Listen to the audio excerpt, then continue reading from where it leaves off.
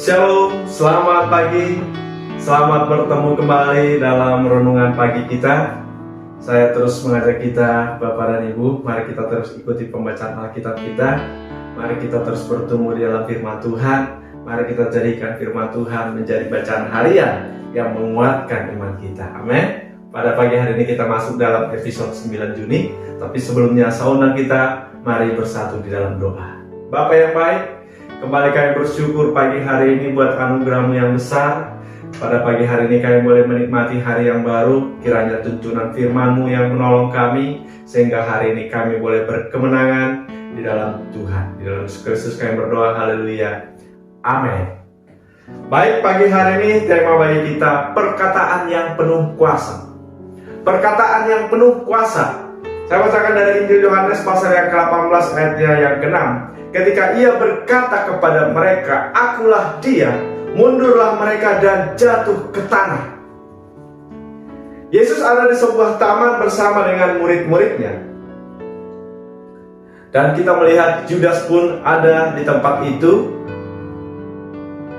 Tetapi posisi Judas bukan lagi sebagai murid Tuhan, tetapi dia sebagai pemandu bagi sepasukan prajurit yang hendak menangkap Yesus atas suruhan imam-imam besar. Dan Yudas sudah memberikan tanda kepada sepasukan prajurit itu. Orang yang akan kucium, itulah dia, tangkaplah dia dan bawalah dia dengan selamat, kata Yudas, saudaraku.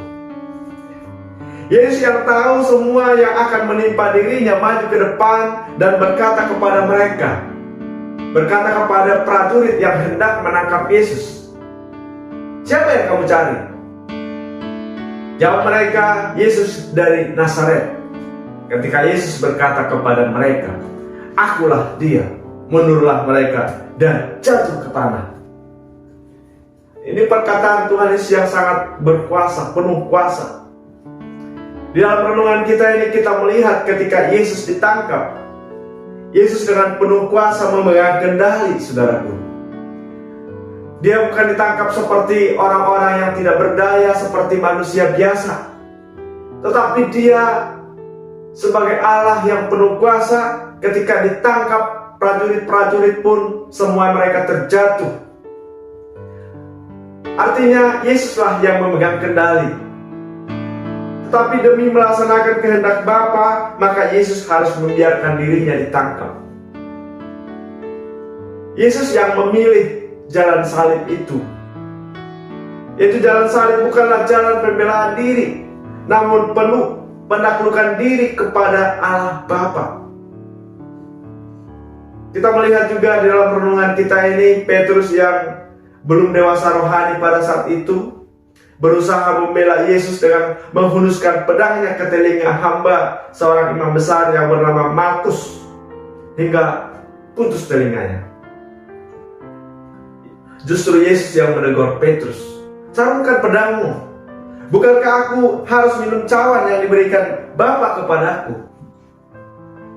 Kalau Tuhan Yesus menghendaki dia untuk bebas, untuk tidak disalibkan, bisa saja itu Tuhan lakukan, bisa saja Yesus lakukan. Tetapi demi dosa-dosa kita, demi perintah Allah Bapa kepada Yesus,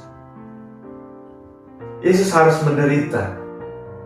Demi kasihnya kepada kita, Yesus harus menyerahkan dirinya untuk disalibkan, supaya kita tidak lagi disalibkan oleh dosa-dosa kita, supaya kita terbebas dari ikatan-ikatan dosa kita.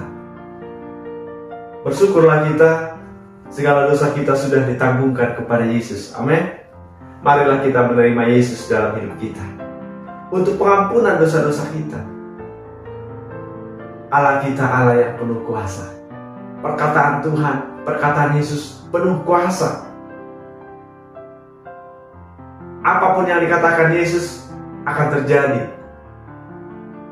Tetapi Yesus harus memilih jalan salib itu demi cintanya kepada kita.